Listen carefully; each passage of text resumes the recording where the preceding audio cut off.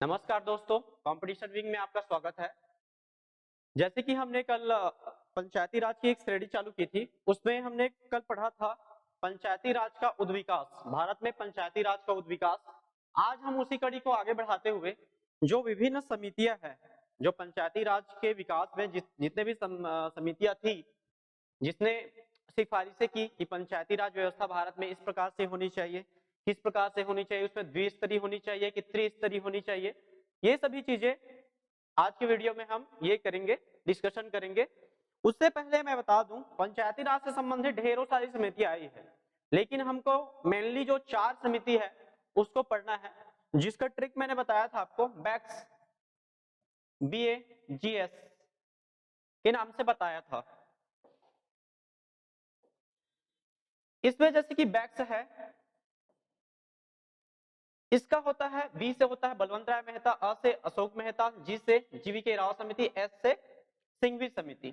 इन सभी का डेट आप अगर याद करना चाहे तो 1957 में एक समिति आई थी, उसके बाद 20 सालों के बाद 1977 में एक जो समिति आई, उसके बाद 1985 में एक समिति आई, उसके बाद 1986 में एक समिति आई। ठीक है, तो बलवंत राय मेहता समिति 1957 में आई, उसके बाद है आपका अशोक मेहता समिति 1977 में आई, उसके बाद है जीवी के राव समिति आपकी ये 1985 में आया। ठीक है, उसके बाद जो लास्ट में जो समिति आया उसको बोलते हैं एल.एम. सिंघवी समिति, तो 1986 में आया। ये डेट मैच द कॉलम में आता है, इसको आपको याद करना है। ठीक है, तो चलो आज चालू करते हैं भारत में पंचायती राज से संबंधित विभिन्न समितियां एवं सिफारिशें। तो बलवंत राय मेहता समिति 1957। अब इस बलवंत राय मेहता समिति से संबंधित कुछ रोचक पॉइंट जान लेते हैं कि ये बलवंत राय मेहता है कौन। बलवंत राय मेहता वे शख्सियत है जो भारत में पंचायती राज व्यवस्था को एक सुदृढ़ अवस्था में प्रदान करने के लिए त्रिस्तरीय पंचायती राज व्यवस्था की स्थापना पर बल दिया था।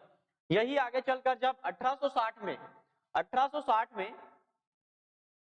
1960 में जब गुजरात राज्य का निर्माण होगा तो इसके सेकंड चीफ मिनिस्टर बनते हैं बलवंत राय मेहता, जो 1963 से लेके 1965-66 तक इसका कार्यकाल रहता है बलवंत राय मेहता जी का।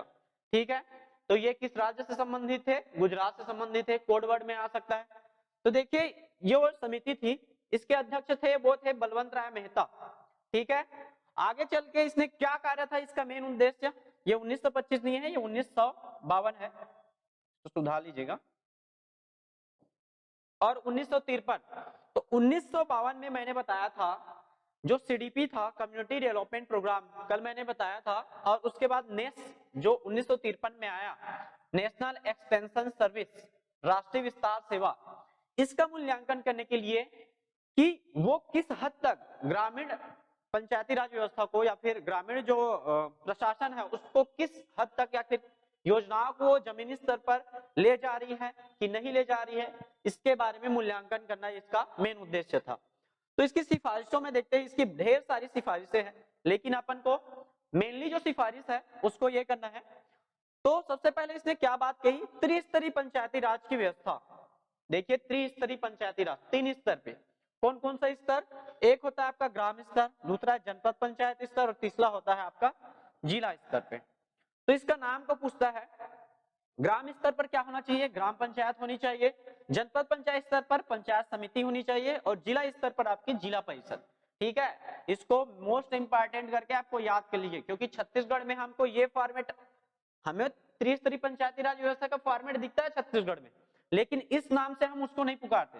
हमारे यहाँ ग्राम पंचायत तो बोला जाता है, लेकिन हम पंचायत समिति के जगह पे क्या बोलते हैं? हम लोग जनपद पंचायत बोलते हैं। ये मैच द कॉलम में आता है, याद रखिएगा। आगे हम जब 1992 का जब एक्ट पढ़ेंगे तो ये सब चीजें हमको याद करनी पड़ेगी। उसके बाद जिला परिषद, तो हमारे यहाँ जिला परिषद नहीं होता, जिला पंचायत होता है।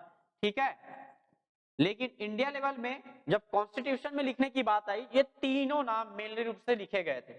ठीक है, आगे देखते हैं।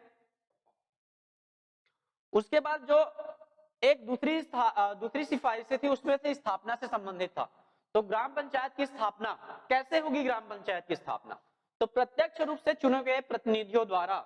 अभी भी हम देखते हैं पंच और सरपंच का जो चुनाव होता है वो प्रत्यक्ष रूप से चुने गए प्रतिनिधि के द्वारा होता है। सिर्फ उसमें जो उप सरपंच का पोस्ट होता है वो अप्रत्यक्ष रूप से होता है, ठीक है। उसके बाद देखते हैं पंचायत समिति एवं जिला परिषद का गठन अप्रत्यक्ष रूप से चुने गए प्रतिनिधि के द्वारा।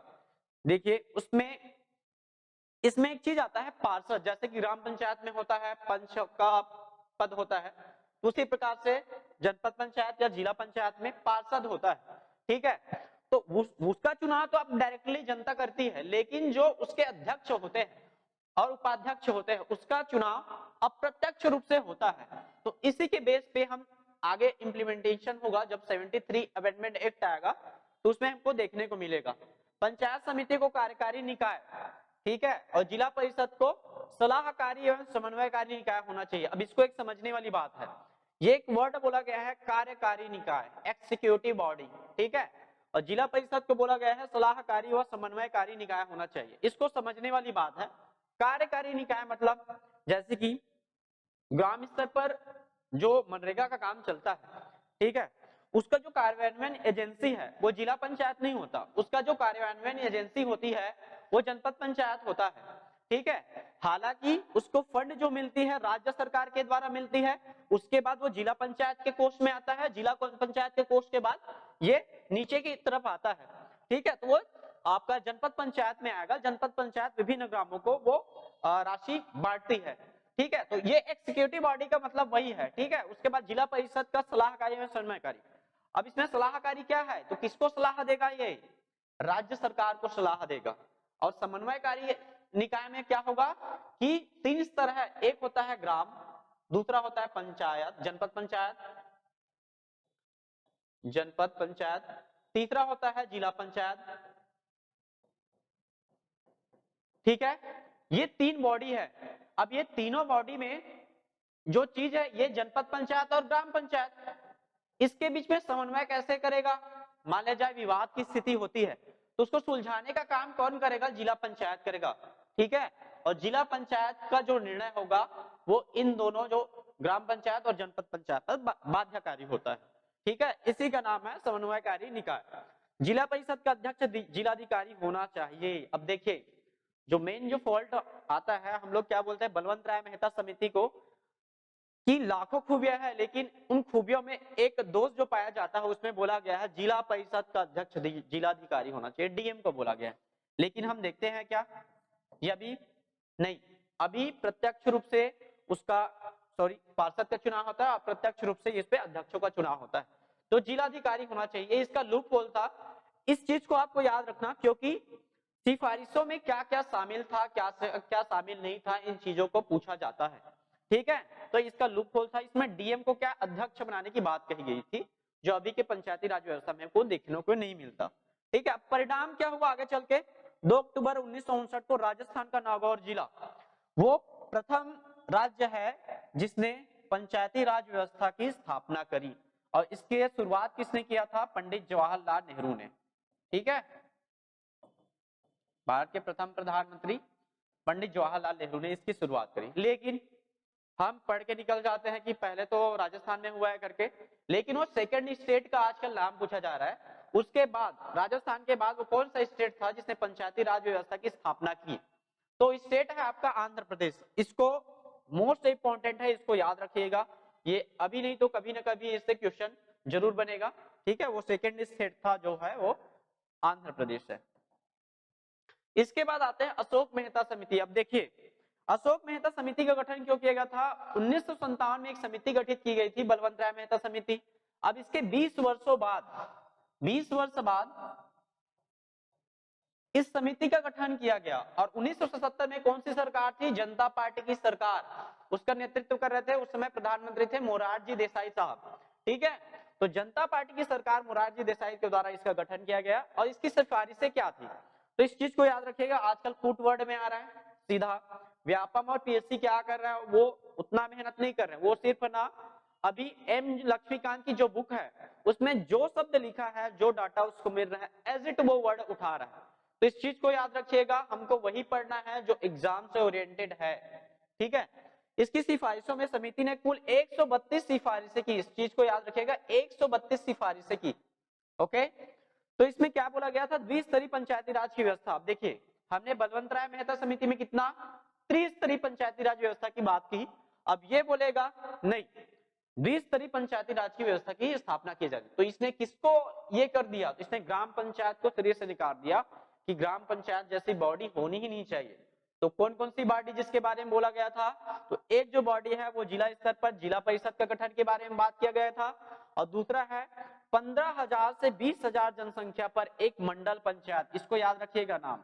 जनपद पंचायत अगर लिखा आया कोर्ट वर्ड में, आपको पूछ दिया, कोर्ट में पूछ दिया जनपद पंचायत की बात करी गई थी क्या, ऐसे कर तो भी नहीं करी गई, उसने मंडल पंचायत की बात की। मंडल मतलब क्या होता है, एक समूह होता है। तो गांवों के समूह के लिए एक मंडल पंचायत की बात करिए, कितने जनसंख्या पर, इसको याद रखिएगा 15,000 से 20,000 की जनसंख्या पर एक मंडल पंचायत की स्थापना की बात करी गई। ठीक है। जिला परिषद का कार्यकारी निकाय होना चाहिए, एग्जीक्यूटिव बॉडी। अब देखिए एग्जीक्यूटिव बॉडी हमने बलवंत राय मेहता समिति में किसको बोला गया था एग्जीक्यूटिव बॉडी, तो उसमें जो बोला गया था बलवंत राय मेहता समिति में एग्जीक्यूटिव बॉडी, वो था आपका ये जनपद पंचायत को बोला गया था। ठीक है। और यहाँ पे जो एग्जीक्यूटिव बॉडी की बात की गई है वो जिला परिषद को बात की है। मेनली दोनों में डिफरेंस भी पूछ सकता है, आपको इस चीज को याद रखना है।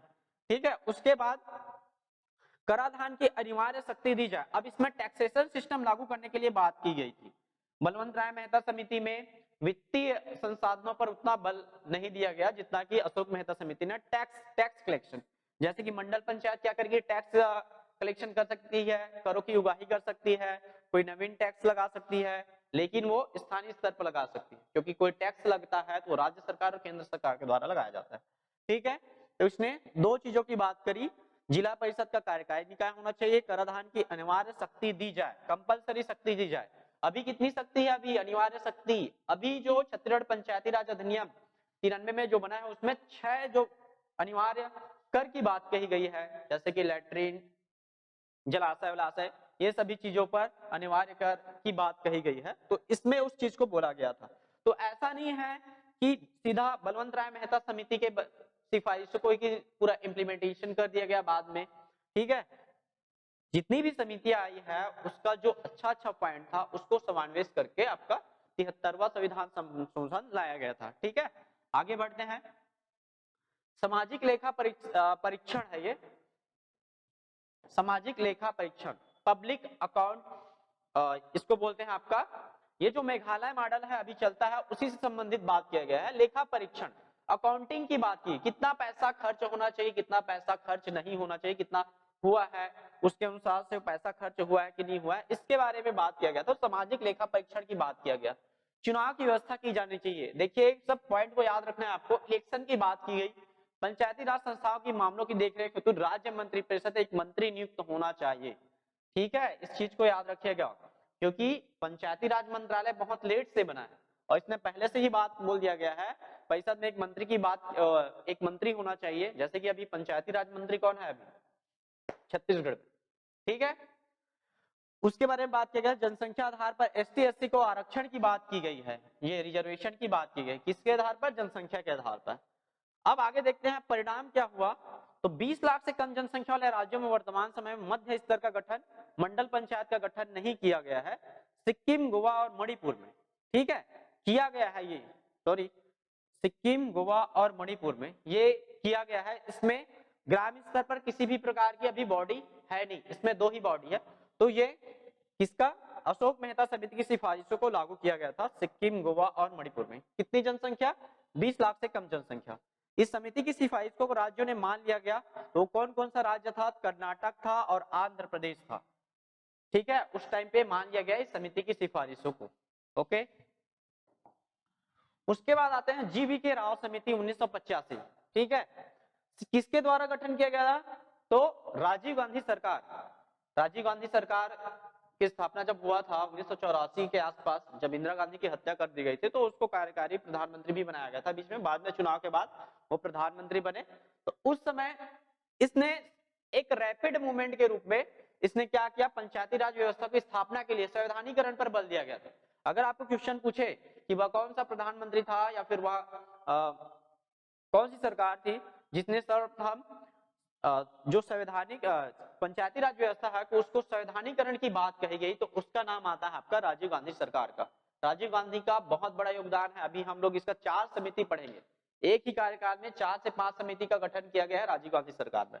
ठीक है, उद्देश्य क्या था? ग्रामीण विकास व गरीबी उन्मूलन की समीक्षा करने हेतु देखिए 1975 के आसपास, 74-75 के आसपास गरीबी हटाओ का नारा दिया गया था। अब उस समय बहुत सारी योजनाएं चल रही थी, उसकी समीक्षा करने के लिए इसका गठन किया गया था। और दूसरी बात है कि पंचायती राज व्यवस्था को इस प्रकार से सशक्त किया जाए, इन दोनों के उद्देश्य के लिए इसका गठन किया गया था। सिफारिश क्या था? जिला विकास आयोग। मोस्ट इंपॉर्टेंट क्वेश्चन है, अभी तक तो नहीं आया लेकिन बहुत ज्यादा इंपॉर्टेंट है कि विकास आयुक्त, जैसे कि अभी क्या होता है राज्य विकास आयुक्त, जो महानदी भवन, इंद्रावती भवन में बैठते हैं ये, उसी की ही बात किया गया है। जिला विकास आयुक्त के पद का सृजन किया जाना चाहिए और इसे जिला परिषद के मुख्य कार्यकारी अधिकारी के रूप में, सीओ के रूप में कार्य करना चाहिए। ठीक है, तथा उसे जिला स्तर के सभी विकास कार्यों का, विकास निकायों का प्रभारी होना चाहिए बोला गया है। ठीक है, नियमित निर्वाचन की बात कही गई। अब देखिए निर्वाचन की बात, इलेक्शन की बात किसमें किया गया था? अशोक मेहता समिति में। ठीक है, अब ये बोल रहा है इलेक्शन तो होना चाहिए, लेकिन इलेक्शन क्या होना चाहिए? नियमित होना चाहिए, किसी भी प्रकार से नहीं रुकना चाहिए। एक्चुअल में क्या हुआ था 1993 से पहले बहुत सारे राज्यों में पंचायती राज व्यवस्था की स्थापना हो चुकी थी, लेकिन चुनाव का ऐसा कोई प्रबंध नहीं था। होना भी था तो उसका कोई एक निश्चित डेट नहीं था कि 5 साल में होगा कि 3 साल में होगा, या फिर भंग हो गया तो 6 महीने के अंदर में होना चाहिए, क्या होना चाहिए। तो इस चीज को, इसके सिफारिश के लिए इसने बोला गया था। नियमित निर्वाचन की बात की गई कि वो 5 साल में हो या फिर 6 साल में हो, इसके बारे में बात कही गई। ठीक है, परिणाम, इसे बिना जड़ की घास कहा गया है। मोस्ट इंपोर्टेंट है, इसको तो याद ही रखेगा, बार बार पूछा गया है। बिना जड़ की घास का संबंध किस समिति से संबंधित है? जीवीके राव समिति से। अब क्यों कहा गया? क्योंकि नौकरशाहीकरण के कारण, पंचायती राज संस्थाओं की दशा में गिरावट के कारण। अब देखिए पंचायती राज व्यवस्था को एक लोकतांत्रिकरण के उपयोग के रूप में लाया गया था। बाद में इसमें क्या किया गया कि नौकरशाही को इसमें जोड़ दिया गया। विकास आयुक्त पद होना चाहिए, उसको सीओ होना चाहिए, ये सभी चीजें, बहुत सारी चीजें इसमें जोड़ दी गई। तो क्या होगा, जितना हम लोकतंत्र से संबंधित जितने भी संस्थाएं हैं उसको हम नौकरशाहीकरण की ओर धकेलते हैं तो बॉडी अच्छे से वर्क कर पाएगी? नहीं। तो जितने भी योजनाएं हैं वे क्या है, जमीन तक, तो जमीनी स्तर पर नहीं उतर पाएगी, इसलिए इसको बोला गया बिना जड़ की घास, जिसका कुछ क्या नहीं है, वो जमीनी स्तर नहीं है, कुछ मतलब उसका बेस ही नहीं है, तो इसको बिना जड़ की घास बोला गया। ठीक है, आगे हम आते हैं सिंघवी समिति। सिंघवी समिति 1986 में आया। ठीक है, तो पीआरएस, पंचायती राज संस्थाओं को संवैधानिक मान्यता दी जाए तथा संविधान में एक नया अध्याय जोड़ा जाए। इसको मोस्ट इंपोर्टेंट ये कीजिएगा, कौन सी समिति थी जिसने सर्वप्रथम ये बोला था कि पंचायती राज संस्थाओं को एक नया, क्या बोलना चाहिए, नया अध्याय के रूप में संविधान में जोड़ा जाए? तो ये था आपका सिंघवी समिति ने बोला था। न्याय पंचायत की स्थापना, न्याय पंचायत की स्थापना के बारे में बोला गया। इसमें गांव के समूह के लिए एक न्याय पंचायत की स्थापना के बारे में बल दिया गया था। अब देखिए न्याय पंचायत, ये पीएन भगवती जो हमारे चीफ जस्टिस ऑफ इंडिया थे उस टाइम पे, या फिर ग्राम स्तर पर ग्राम न्यायालय की बात, ये सब उसी की ही देन है। तो उसी के आसपास ये चल रहा था। पीएन भगवती 80 के दशक में, 70-80 के दशक में एक चीफ जस्टिस ऑफ इंडिया थे, उससे सब प्रभावित थे, इसलिए इसकी बात की गई। गांव का पुनर्गठन की बात की गई। अब पुनर्गठन की बात क्यों किया गया? उस समय जो गांव थे वो बहुत एक जनसंख्या में, एक निश्चित जनसंख्या में नहीं फैले थे। ठीक है, तो उसको एक पुनर्गठन की बात की गई। पुनर्गठन करने से क्या होगा, जितने भी सरकारी योजनाएं हैं वो धरातल पर उतरेगी, इसलिए इसने पुनर्गठन की बात की। गांव की पंचायत को सशक्त बनाने हेतु आर्थिक संसाधन उपलब्ध कराया जाए। इसने बोला गया था आर्थिक संसाधन, वित्तीय संसाधन, जैसे कि टैक्सेशन सिस्टम को बढ़ावा देना, है ना, टैक्स कलेक्ट करने के लिए अनिवार्य कर की व्यवस्था, वैकल्पिक कर की व्यवस्था, ये सभी बात इसमें की गई। परिणाम क्या हुआ? अब देखिए क्वेश्चन आया हुआ है इसलिए इसको यहाँ पे डाला हूं मैं। 64वां संविधान संशोधन बिल प्रस्तुत राजीव गांधी सरकार के द्वारा, लेकिन पारित नहीं हो चुका। ठीक है, और ये 64वां संविधान संशोधन बिल जो पेश किया गया था 1989 के आसपास किया गया था, और किस समिति के बेस पर था? सिंघवी समिति। लेकिन इसका एक फैक्ट है कि इसको ना लोकसभा से पारित कर दिया गया था, लेकिन बाद में ये राज्यसभा से पारित नहीं हो पाया था। ठीक है, इसको याद रखिएगा, 64वां संविधान संशोधन। तो एक अगर आपको क्वेश्चन भी पूछ सकता है कि पंचायती राज संस्थाओं को स्थापित करने हेतु वो कौन सा संविधान संशोधन था, जिसको राजीव गांधी सरकार ने लाया था, 64वां संविधान संशोधन अधिनियम था, ठीक है, बिल था। उसके बाद आया है थुंगन समिति 1988, बीच बीच में और दांते वाला समिति आई है, वो इंपॉर्टेंट नहीं है, हम लास्ट में देख लेंगे उसको। राजीव गांधी सरकार के द्वारा, देखिए कितना ठो समिति हो गया, बहुत सारी समिति आ रही है राजीव गांधी सरकार पे, ठीक है, के कार्यकाल पे। संवैधानिक मान्यता की बात की गई, इसमें भी संवैधानिक मान्यता की बात की गई, ठीक है। गांव, प्रखंड तथा जिला स्तर पर त्रिस्तरीय पंचायती राज की व्यवस्था की बात की गई, इसको याद रखिएगा। जैसे कि बलवंत राय मेहता समिति ने क्या कहा था कि त्रिस्तरीय पंचायती राज व्यवस्था की स्थापना होनी चाहिए, तो इसने भी उसी बात को दोहराया, ठीक है। उसके बाद है 5 वर्ष का निश्चित कार्यकाल। अब देखिए निश्चित कार्यकाल 5 वर्ष का, 6 महीने से अधिक इसको स्थगित नहीं रखा जा सकता। जैसे कि क्या होगा, अगर मान लिया जाए ग्राम पंचायत को भंग कर दिया गया, जिला पंचायत को भंग कर दिया गया, जनपद पंचायत को भंग कर दिया गया, तो उसका जो चुनाव होगा वो 6 महीने के अंदर में हो जाना चाहिए। मतलब किसी अपरिहार्य कारणों से उसको 1 साल 2 साल तक डिले नहीं रखना चाहिए, जो आपके लोकतंत्र के लिए थोड़ा सा ये है, ठीक है, इस चीज को याद रखिएगा। प्रत्येक राज्य में एक राज्य वित्त आयोग का गठन, जो अभी हम पढ़ते हैं 243 INY, ठीक है, इसकी बात किया गया था। जनसंख्या के अनुपात में आरक्षण दिया जाना चाहिए, किसको किसको, तो ST SC एंड फीमेल, 3 चीजों को इसको इंक्लूड किया गया था, ST SC एंड फीमेल की बात की गई थी। उसके बाद है जिला परिषद का मुख्य पदाधिकारी जिले का कलेक्टर होगा, ठीक है, जिला परिषद का मुख्य पदाधिकारी जिले का कलेक्टर होगा, इसके बारे में बात किया गया था, ठीक है। तो इसमें नियमित चुनाव जो एक आ रहा है, नियमित चुनाव, वो 5 वर्ष का निश्चित कार्यकाल, इस वर्ड को याद रखिएगा, ठीक है। आगे बढ़ते हैं। उसके बाद आएगा गॉडगिल समिति 1988 में। अब ये किस लिए आया था, जो पिछला हमने समिति ये पढ़ा कि थुंगन समिति, इसी पर और विचार करने के लिए इसने जल्दबाजी में कुछ रिपोर्टें दे दी थी, उस पर विचार करने के लिए इसने क्या किया था, 1988 में गॉडगिल समिति की स्थापना किया था। अब देखिए 1988 में 3 समिति आ चुकी है आपकी, और ये भी उसी समय आ रहा है, मतलब इतना रैपिड, मतलब क्या बोलना चाहिए, बहुत एक अच्छा प्रयास कि जो पंचायती राज व्यवस्था है आर्टिकल 14 के अंतर्गत जो गांधीवादी दर्शन पे आधारित था, उसको इम्प्लीमेंटेशन किया जाए, इसलिए लाया गया था इसको। सिफारिश क्या था, संवैधानिक दर्जा, तो 3 समिति आ गया संवैधानिक दर्जा में, ठीक है। इस चीज को याद रखना कि कौन कौन सी समिति है जिसने संवैधानिक दर्जा की बात कही गई थी। उसके बाद आएगा गांव, प्रखंड, जिला स्तर पर त्रिस्तरीय पंचायती राज व्यवस्था, जो पहले थुंगन समिति था उसने भी बात किया गया, बलवंत राव मेहता समिति ने भी बात किया गया, और गाडगिल समिति ने भी इसकी बात की गई, ठीक है। आपको डायरेक्टली क्वेश्चन पूछ सकता है, निम्न से किस समिति ने त्रिस्तरीय पंचायती राज व्यवस्था की बात कही गई थी, आपको ऑप्शन में दे दिया जाएगा, उसमें आपको पुट अप डाउन करना है कि किसने नहीं किया गया था, अब ऐसा करके भी आ सकता है, इस चीज को याद रखिएगा, ठीक है। कार्यकाल 5 वर्ष निश्चित की जाए, इसने भी कार्यकाल को 5 वर्ष निश्चित करने की बात की। सदस्यों का सीधा निर्वाचन होना चाहिए, सीधा निर्वाचन की बात किया गया, प्रत्यक्ष इलेक्शन, ठीक है। ST SC फीमेल को आरक्षण की बात, टैक्स वसूलने और जमा करने का अधिकार, राज्य वित्त आयोग और राज्य निर्वाचन आयोग, राज्य चुनाव आयोग, राज्य निर्वाचन आयोग की स्थापना, तो उसने बोला था राज्य वित्त आयोग का गठन, किसने, आपका वो थुंगन समिति ने, और इसने ये बोल रहा है कि राज्य चुनाव आयोग का भी स्थापना किया जाना चाहिए, ये इसकी सिफारिश था। परिणाम क्या होगा, आगे चलकर इसी समिति की सिफारिश को आधार बनाकर संविधान संशोधन विधेयक का निर्माण किया गया।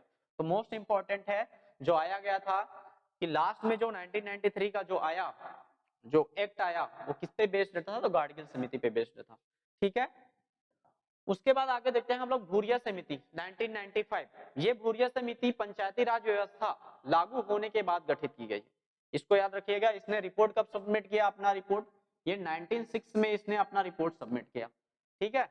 और ये भूरिया समिति, दिलीप सिंह भूरिया इसका पूरा नाम है, तो इसने क्या बात की, पेशा एक्ट की मांग की, पेशा act, panchayat extension in schedule areas act, इसका फुल फॉर्म है, पेशा का फुल फॉर्म आपको पूछ सकता है, ठीक है। मांग किया कि 5वीं अनुसूची, यहां पे लिख लीजिएगा 5वीं अनुसूची, 5वीं अनुसूची के 10 राज्यों में अनुसूचित राज्यों, अनुसूचित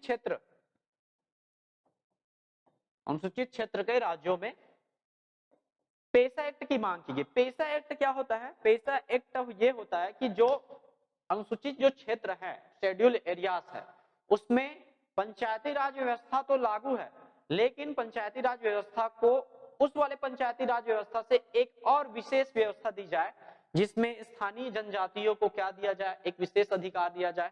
अभी आप DMF की बात करते हैं, DMF डिस्ट्रिक्ट मिनरल फंड्स, उसमें क्या किया जाता है, जितना भी आता है पैसे वैसे आते हैं या फिर उत्खनन का जो कार्य किया जाता है वो पेसा एक्ट के अधीन ही आता है, क्योंकि पेसा एक्ट में जनजातियों की इतनी सारी शक्तियां दी गई है कि उनके जो जल जंगल जमीन जो ट्रिपल जे की बात आती है उससे संबंधित उनको अधिकार देने की बात की गई है। ठीक है, जैसे कि कोई जनजाति, जैसे कि 1961 में क्या आया गया है, दहेज प्रतिषेध अधिनियम आया गया है।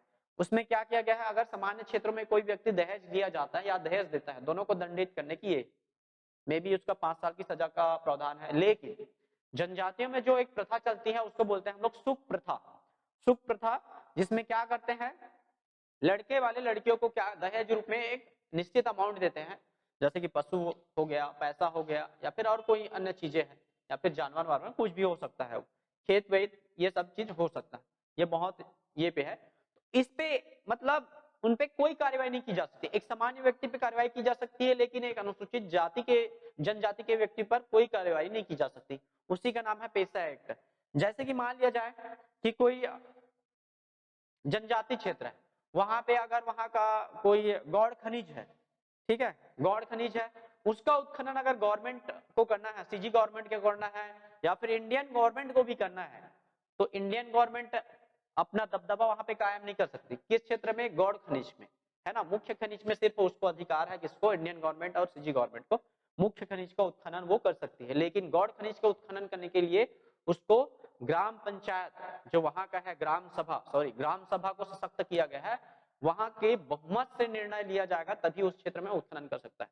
जैसे कि वहां से मिट्टी निकालना है या फिर किसी वृक्ष की भी कटाई करना है या फिर और मुरम निकालना है या फिर और जितने भी गौड़ खनिज है, घटिया प्रकार का चूना है, उसका उत्खनन करना है, तो उसको राज्य सरकार या फिर सेंट्रल गवर्नमेंट को उससे अनुमति लेनी पड़ती है। इतना उसको पावर दिया गया है।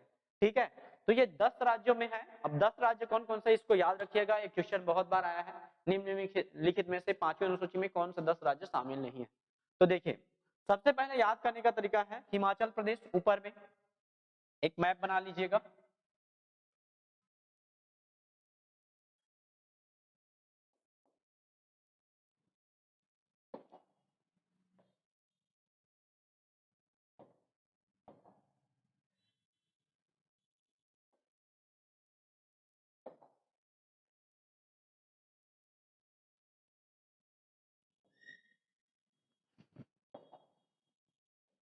ठीक है, एक मैप बना लीजिएगा और इस मैप के माध्यम से आप देख सकते हैं। ठीक है, मैप मेरे से उतना ठीक से नहीं बन पा रहा है, लेकिन आप बना सकते हो।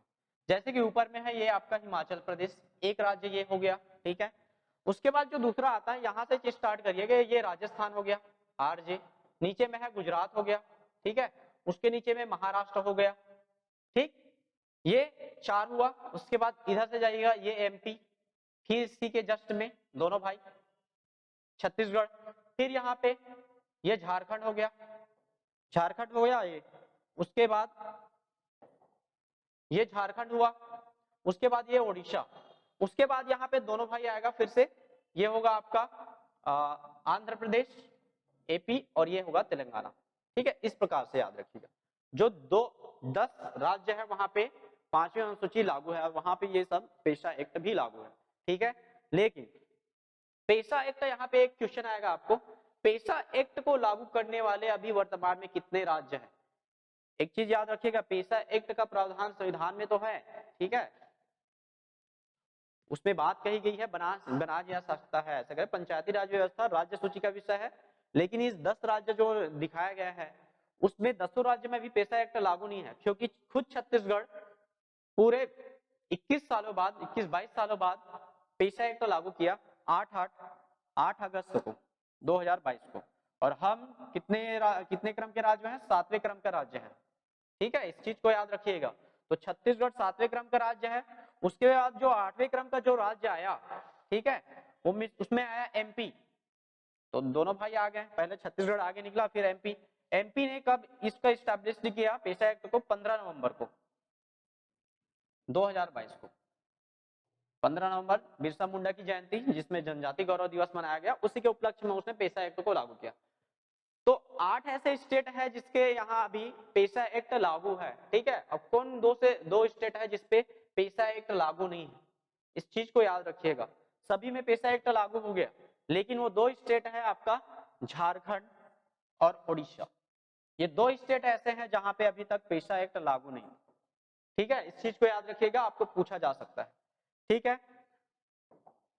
आगे देखते हैं। इसके बाद हम आते हैं जो अन्य जो समितियां हैं उससे संबंधित बहुत सारे क्वेश्चन आया था। जैसे पिछले बार आया गया था, ये दया चौबे समिति का संबंध किससे, मैच द कॉलम में आता है। आपको एक तरफ समिति का नाम दिया जाएगा और दूसरी तरफ उससे संबंधित जो ईयर को आपको नहीं पूछेगा, वो पूछेगा आपको कि वो समिति किससे संबंधित थी।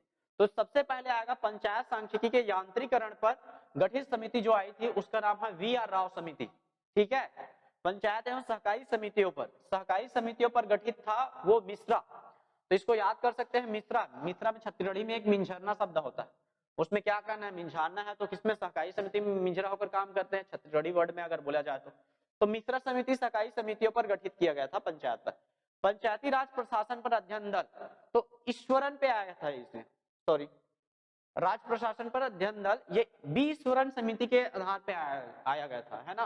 राजा को कैसा होना चाहिए, एक प्रशासन रूप, एक राजा को कैसा होना चाहिए, एक अच्छा प्रशासन होना चाहिए, उससे याद कर सकते हो आप। राजगोपालन क्या है, न्याय पंचायतों पर अध्ययन दल। न्याय पंचायतों के गठन के लिए राजगोपाल के बारे में किया गया था। तो राजा क्या करता है, न्याय करता है, उस हिसाब से आप याद रख सकते हो। पंचायती राज आंदोलन में ग्राम सभा की स्थिति पर अध्ययन, ये दिवाकर समिति आया था इसके लिए। पंचायती राज संस्थाओं की बजट एवं लेखा प्रक्रिया पर अध्ययन दल, इसको एक पूछा गया है, क्या है आपका वी रामाकृष्णैया समिति। ठीक है, सॉरी, एम रामाकृष्णैया समिति पर ये था। उसके बाद पंचायती राज वित्त पर अध्ययन दल, ये आया था के संथानम। के संथानम का भ्रष्टाचार से संबंधित और था, इसको यहाँ पे भी याद रखिएगा। और पंचायती राज चुनाव पर गठित समिति, ये भी के संथानम। तो दो चीज है इसपे, पंचायती राज वित्त पर अध्ययन पर दल पर, और एक है आपका पंचायती राज चुनाव पर गठित समिति पे है। ठीक है, उसके बाद है पंचायती राज निकाय के अंकेक्षण एवं लेखा पर गठित अध्ययन दल, इसको अकाउंटिंग, है ना, सोशल अकाउंटिंग बोलते हैं, सामाजिक अंकेक्षण। तो ये आर के खन्ना समिति से संबंधित है। ठीक है, पंचायती राज प्रशिक्षण केंद्रों पर गठित समिति जी रामचंद्रन।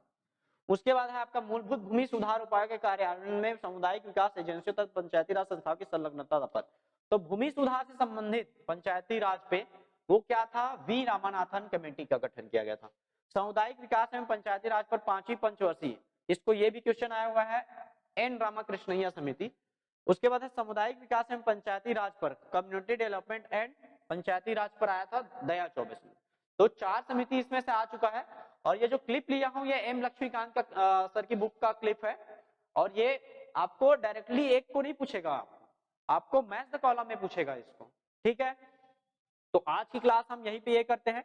आगे चल के हम लोग क्या करेंगे, आगे चल के हम कल की क्लास में ये करेंगे कि पंचायती राज व्यवस्था से संबंधित समितियां तो हो गई, अब पंचायती राज को संवैधानिक मान्यता देने के लिए जो अध्याय जोड़ा जाएगा या फिर संवैधानिकरण के लिए जो प्रयास किए गए वो कौन कौन सी सरकार थी उसके बारे में याद करना है। जैसे कि पहला सरकार था राजीव गांधी की सरकार था, है ना। उसके बाद जो दूसरा सरकार था एक और कम टाइम के लिए एक सरकार आया था, उसका नाम रिकॉल नहीं कर पा रहा हूं। उसके बाद जो इम्प्लीमेंटेशन हुआ थर्ड वेव 1993 में हुआ। ठीक है,